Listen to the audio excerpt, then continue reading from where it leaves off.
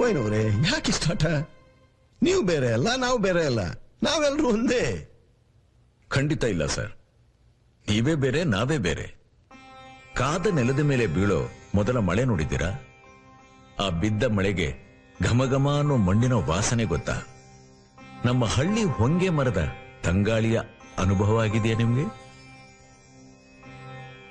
ಹೂ ಅರಳೋದನ್ನ ನೋಡಿದ್ದೀರಾ?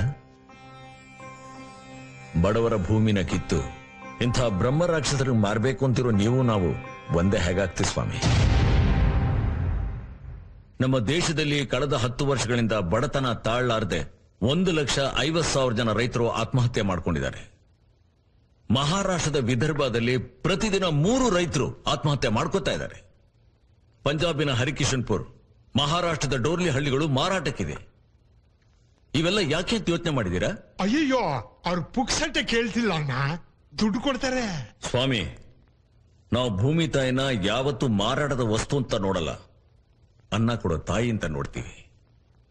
ಅಂಥ ಪವಿತ್ರವಾದ ಭೂಮಿ ಮೇಲೆ ನಿಮ್ಮಂತವ್ರು ಕಾಲಿಡ್ಕೊಡ್ದು.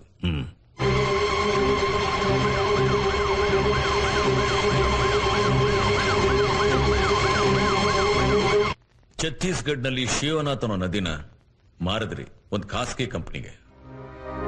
ರಾಯಗಢ್ನಲ್ಲಿ ಕೆಲವೊಂದು ನದಿನ ಒತ್ತೆ ಇಟ್ರಿ. 1 ಲಕ್ಷ ಜನ ಮೀನುಗಾರರು ಬೀದಿ ಪಾಲಾದ್ರು. ಕೇರಳದ ಪೆರಿಯಾರ್ ನದಿನ ಹರಾಜ್ ಹಾಕಿದ್ರಿ. ಮಲಂಪುಜಾ ನದಿ ಅಣೆಕಟ್ಟನ್ನ ಒಟ್ಟಿಗೆ ಮಾರಿದ್ರಿ. ಸಾಗರ ನದಿನ ಯಾವುದೋ ಗ್ರೂಪ್ ಆಫ್ ಕಂಪನಿಗೆ ಲೀಸ್ ಕೊಟ್ರಿ. ನರ್ಮದಾ ಹೆಸರಿನಲ್ಲಿ ಗುಜರಾತ್ನಲ್ಲಿ 70,000 ಜನ ಬೀದಿ ಪಾಲಾದ್ರು. ಅದಕ್ಕೆ ಇವತ್ತು ಪ್ರಕೃತಿ ವರವಾಗಿ ಕೊಟ್ಟಿರೋ ನೀರನ್ನ ಕೊಂಡ್ಕೊಂಡು ಕುಡಿಯುವಂತ ಸ್ಥಿತಿ ಬಂದಿರೋದು. ಅಯ್ಯೋ, ಅವ್ರಿವ್ರ ವಿಷಯ ನಮ್ಗೆ ಯಾಕೆ ಬಿಡಿ, ನಮ್ಮದಂತೂ ರೈತ ಪರವಾದ ಸರ್ಕಾರ.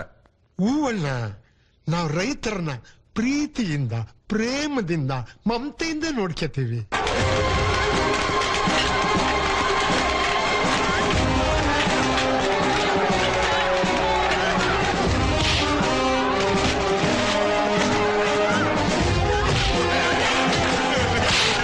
ನನ್ ಗಂಡನಲ್ಲಿ ಮಾತುಕತೆಗೆ ಅಂತ ಕರೆಸಿ ನಮ್ಮಳ್ಳಿಗೆ ನುಗ್ಗಿದ್ದೀರಾ ಮುಟ್ಟಾಡ್ರ.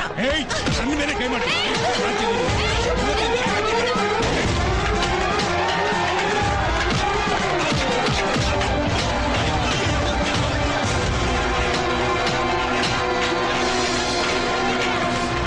70% ಜನ ಹಳ್ಳಿಗಳಲ್ಲೇ ವಾಸ ಮಾಡ್ತಾರೆ. ಆದ್ರೆ ಎಲ್ಲಾ ಸೌಕರ್ಯನೂ 30% ವಾಸ ಮಾಡೋ ಪೇಟೆಗಳಿಗೆ. ಯಾಕೆ? ನಾವು ಮನುಷ್ಯರಲ್ವಾ? ನಮ್ಮ ಮಾವು, ಬೇವು, ಸೀಗೆ, ಎಳ್ನೀರು ಎಲ್ಲರೂ ನಾಶ ಮಾಡಿದ್ರಿ. ಈಗ ನಮ್ಮ ನೆಲನ್ ಕಿತ್ಕೋತಾ ಇದ್ದೀರಾ. ಯಾರೋ ವಜ್ರದ ನೆಕ್ಲೆಸ್ ಹಾಕೊಂಡು ಮೆರೆಯೋದಕ್ಕೆ ಬಡವರ ಭೂಮಿನ ಬಗಿತಾ ಇದ್ದೀರಾ. ನೀವು ಹೆಜ್ಜೆನಿನ ಹುಟ್ಟಿ ಕೈ ಹಾಕ್ತಾ ಇದ್ದೀರಾ. ಜ್ಞಾಪಕ ಇರ್ಲಿ.